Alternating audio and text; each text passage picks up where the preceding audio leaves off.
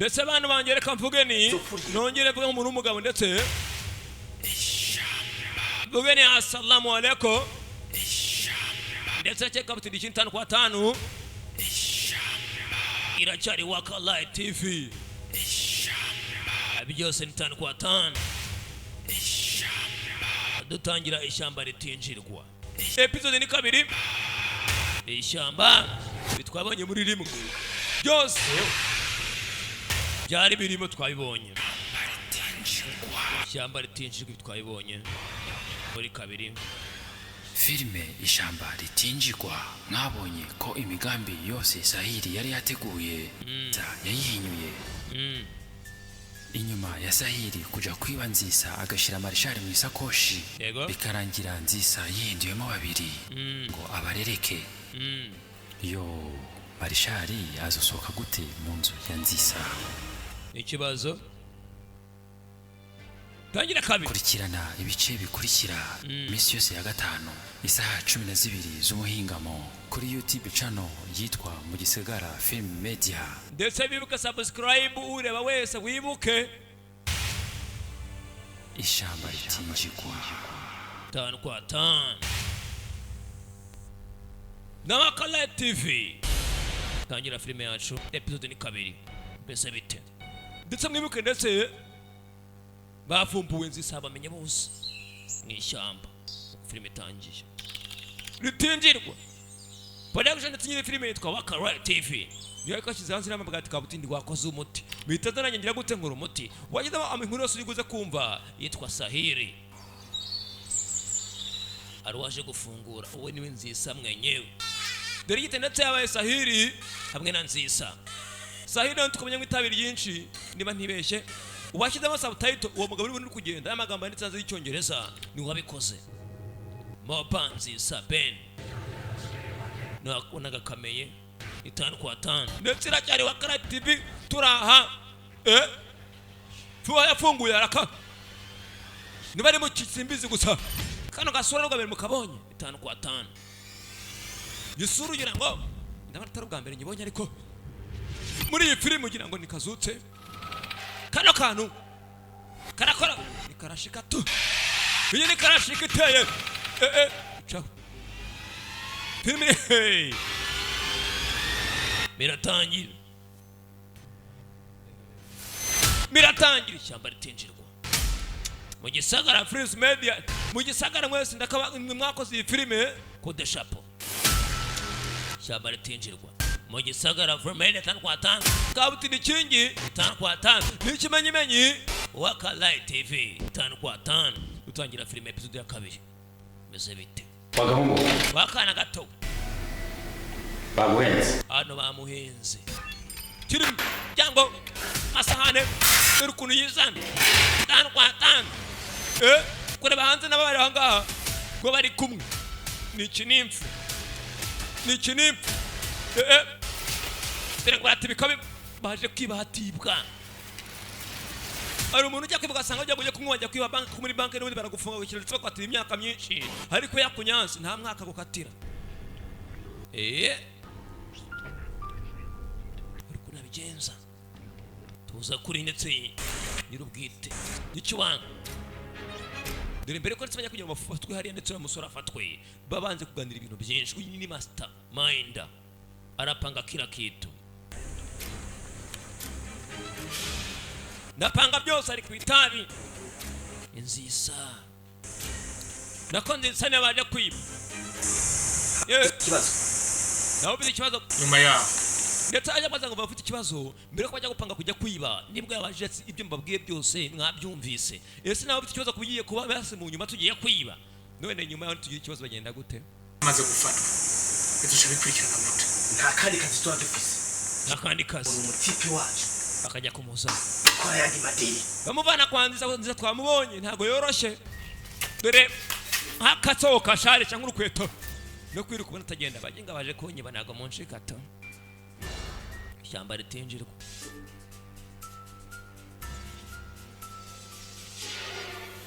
ishyamba kugenda barahura ndapfuye to ndapfuye gucunga shawuzi yibye umuntu ariko imbere n'inyuma ishyamba ni nyine bwite nirye ariko baje babizi bazi ko bari gukina ikipe batazi ikipe barenze bani bibi cyane ishyamba ritinjirwa ishyamba tagira imikino ko bakata imbere hose arahari ishyamba ryose araryuzuye umugabo agirika mu duce ngo pyatu ni nziza baje kwiba nziza baje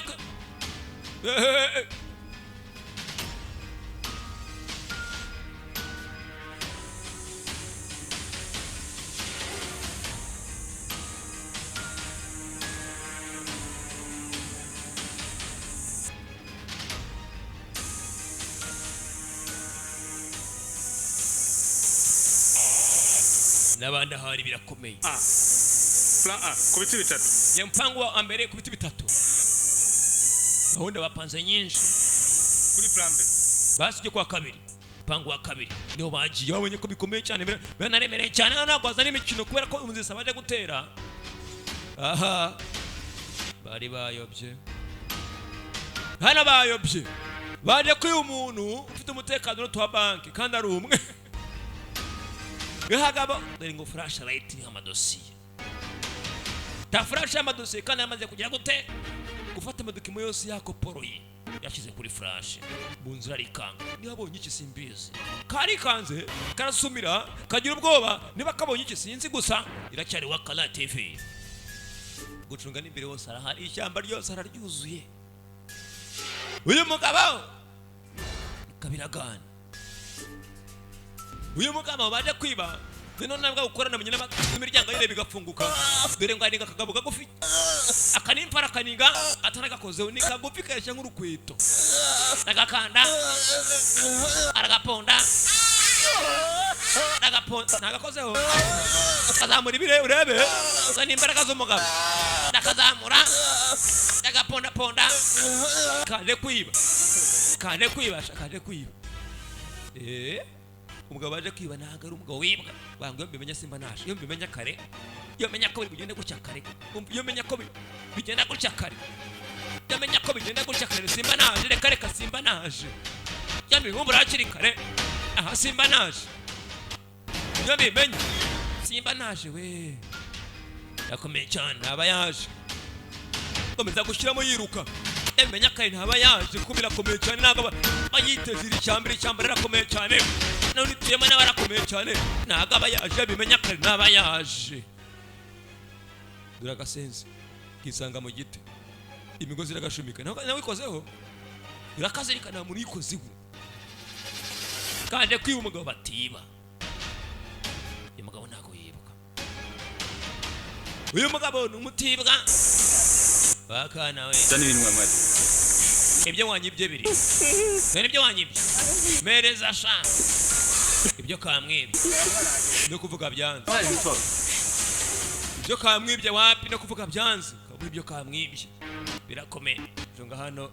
ungana n'igituzi uyu ngo wajya ngo n'igitumbura bitatu kandi wagenda dore kurukingana ni igisore gucunga boss babashuse uyu ngo yabahe gahunda ishyamba ryose ni ukuryiru iyo mbimenya simba nagiye ariko se bite kuri kungwira maramugwira matime wa Kala TV ku ruhande ya Karara tuzoharengana gatoya mbere ko nsibajya ngo wanze gupanga tsiriya gahunda ubwo yafashwe imeze bite bana panze gahunda plan ya mbere n'iya kabiri ndetse aho bahurira ku ruhande rwa Karara plan ya kabiri hari akamenya na kabuga hari ibiti bitatu nzohabereka tugiye kwinjira bivuze ngo ndishobora kwaneza iminota 30 namara 30 minutes arias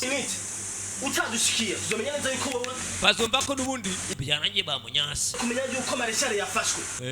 ni jewe Sahid ngoma tuzogerageza kurondera uburyo bwose tugende kumugoma Marshal we niwe Sahid baje gombora umwana wasubire muri rya cyamba ritinje ko baje kubona ndetse no kwinjira gusohoka byabananiye ubu se kwinjira cyangwa yagasaniye n'icyo bayi kwinjira biraryoha ariko gusohoka bari ntambara Marshal wa ahubwo naje nshaka kumada kubaza nayo imyice yabatse ngubaza ubundi ari he ubundi we kumazana nakuba ndabona nago ndamubona wangu shit nyagasani baramubuze ni gakufi ni kunega kunaresha ni nkuru kwete ku bintu bimeze uko hakabageze no minota 30 yamaze guhera Marshal yamaze gufatwa bamunyasa gufatwa bamunyasa biragaragaye bagiye ku muntu utibwa iki gikurikira cyasi kinje ni kugenda tukita tugapanga pange ni gahunda tuza kumukura muri samba ritinzigwa yuko namufana muri rishamba cyangwa kubekeza muri samba baramufana mu bate sinzi je na wewe twagiye turi babiri kandi twenyine baramukura mu bate simbizi ishamba ni kangahe yaha itinjirwa baza kubiga oya banga kubiganira bate akagabo kadaterwa kare akagabo ni nziza sahiri nyine ne master plan na mastermind imafana nawe kakuza kugenda wabonye kibi ibintu bitanga kuzamo umwana nta mwanda uri yabaye ikibazo ari mu mwanda kwera arimo ndetse n'imikasiro harimo amayashu menshi dukora iki rero nukubyigaho itabi ririca abaga munyamureka itabi Mana mu itabi cyane cyane abana bato burubyiruko ari mwe yari umuntu w'umugabo we n'ahandi byararangiye abana bato urubyiruko muri kitabi nakeza karyo n'amarikeri muyaveho ibimogi mu byihorire mushaka iterambere ryazaza hanyu ibinye mu byihore ntacyo byabamarira ngambwire ngoma ari ikibazo kimwe cyonyine kimwe gusa kujya kugombora Marshal bagiye gusubirayo Marshal dushobora kumuheba reka bamuzima akazi amafaranga mbe naraboneka bagiye gukora iki bikunda ko tumuheba ntabwo bamubura nibibaho yenza gute turakora iki tugiye gukora rero ugusubira kwanje nawe yashamba ndani birashobora kudukomerera ariko reka ni gute dushobora kubitsinda ikibazo ni kimwe nako bagiye kujya bazi ko bize gukomera ariko bashaka uburyo bajya gute basoramo indani babipanze byose babizi usanzwe ubizi kandi wamaze no kunabibona ko umugabo turiko turahangana nawe bakomeye ni mubi cyane ntakorwa yikoraho wenyine ntakorwa nyoroshe na gatoya abe na gato nga kabutinde ikintu cyane ni giki tugomba gusubira muri iryo shyamba turinjiye mu ishyamba batishuka bari mukorire batishuka bitibashuka umbe tumaze kwinjira muri iryo shyamba tuzoba tugiye kuri mission yo muri iryo nzu y'ujya mugabo imagine ishyamba bwaryo uri controller niwe nyiri inzu urebe unyumvirize neza dufise mission yo kwinjira dushike muri iryo nzu y'ujya mugabo kugira ngo dukurewe Marshal barajyayo bate Marshal nawe kumutora sikindi bashobora kudukomereraga barajyayo bate ko bikosanzwe gusa ikibazo cyiza cy'uyu mugabo afite mind aratekereza abanza gupanga gahunda yose kandi agapanga ingaruka ndetse n'inyungu turinjira gutya tugera nibi tunanira biragenda gute byose abanza kabyigaho akazi ni koroshe yewe nta wundi mwanzo nawe uteza no kubona n'ibikorwa yakoze bya megama cy'ibikorwa yakoze n'abindi y'amadokima ndetse yakopiye ayavana muri machine nk'ibyo twabanye flash yayitaye ni ikibazo bivuze ngo na flash ntayafite kandi ibyo bari gushaka ni ikibazo turashitse mu barabara rigira 34 nkuko nabikubwiye mu ntango nababwiye ko ari amazira 6 atigera shika bamaze kujya mu ishyamba ariko izoro rimwe rishika rigiye umugambi muri kuri isa urashobora kudashika ni ikibazo tugiye kuyahura rero subire mu ishyamba ni Waka Live TV ni 5x5 ni cyangwa turi kinyi ndetse na Waka Live TV ishyamba ritinjirwa niyo turi kureba kabutindi kingi ndi kwirebesha amaso iyi filime nayo ndavuga ni maso iyi filime kandi iyi filime irakomeye ni 5x5 basaburi 10 ishyamba ritinjirwa binjira mu ishyamba anjye natanitahira Imana impane ntabwo nasubirayo ndetse naba nashutswe se cyangwa naba narozwe Waka Live TV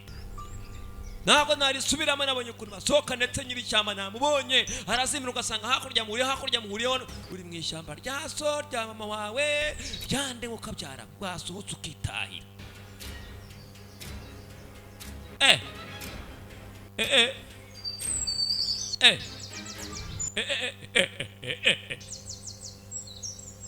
Shamba iri shamba ritinjirwa irisha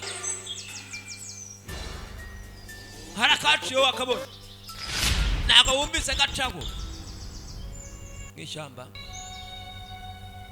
mw'ishyamba jibonye uretse genda gaca wangu gaca ndakubise gaca wa mugabo we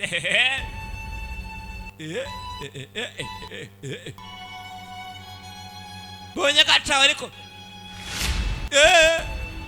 nta kindi wumvise wangu bose uri kunshuka amukozi arebye burato yambaye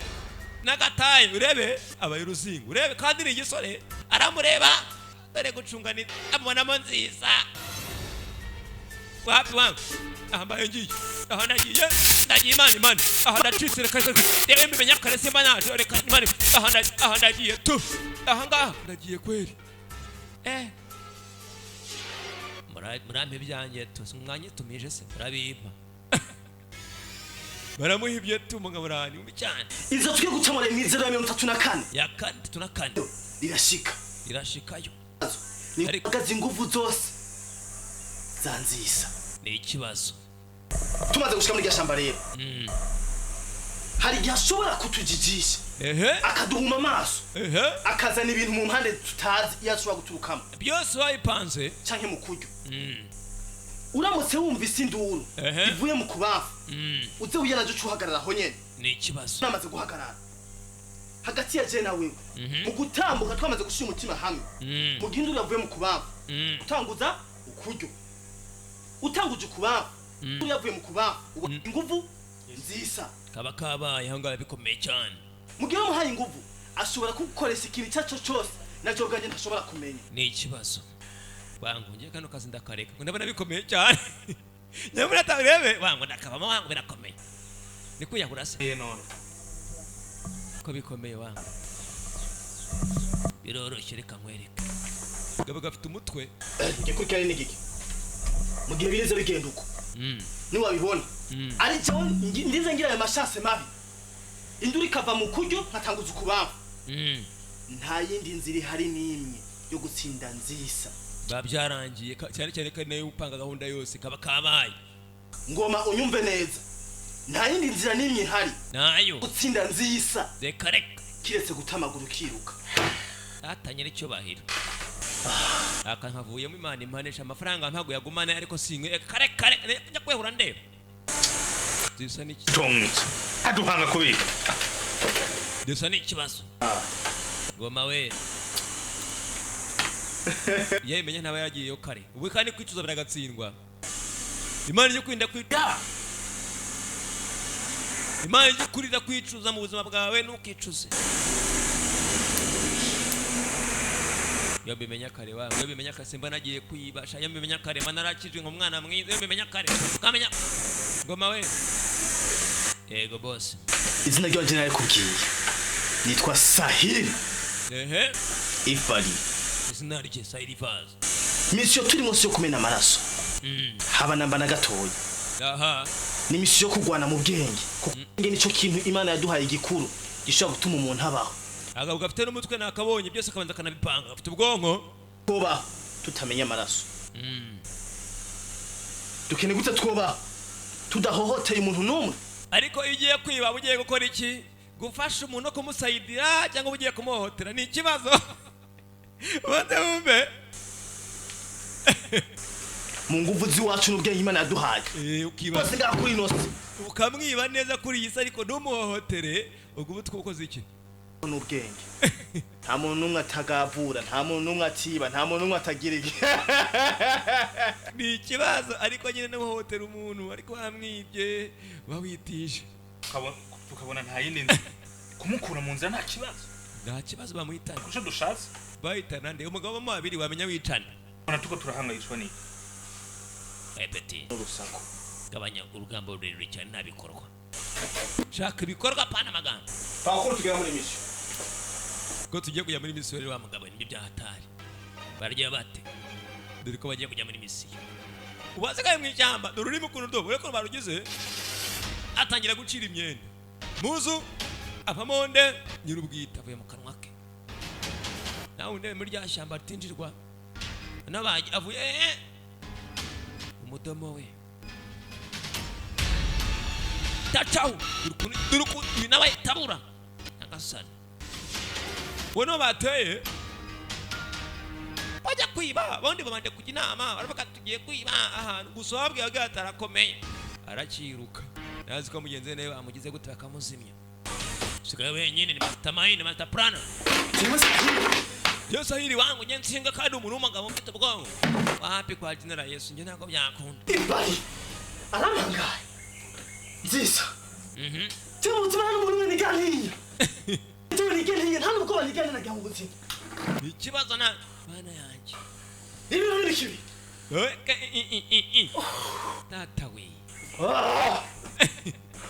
abyamurenze akagabo kayimba kandi kataraje karakaza kosana karakomeye cyane kuruta kahoze mbere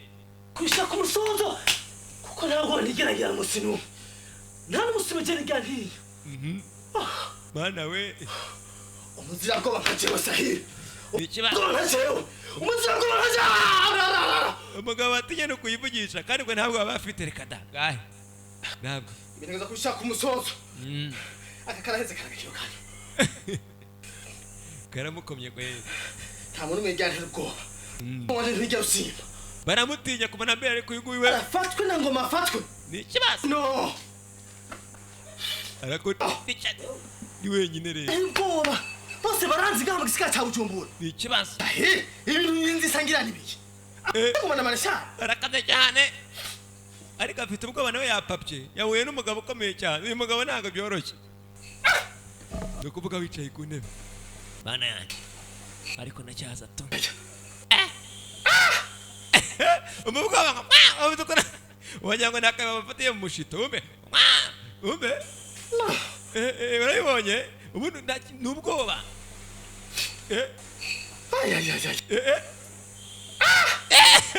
uramwumvise ubwo n'ubwoba gusa nta kindi yewe data we ubwoba kweli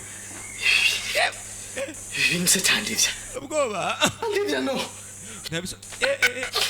I must smoking yabimenya kare wangu kamwe nk'itabi ry'ica ibibazo ajya kwica ibyaha yabimenya kibi namuhaye indwi imwe n'abagiyeyo reka hari ibintu utajya bateye umugabo udaterwa sigaye wenyine umusore ataha yarakubiswe tu ubwoba arirutse kariko ntatinya ubwo ntatinya uyu ko nahagurutse ntatinya ntijya atinya ndetse yari kabiri gatuma ukanyiraje gatoya nabwo yaracyange cyari mwebwe ndetse iracyari Bakara TV yari kabiri gatatu biragenda bite assalamu alaikum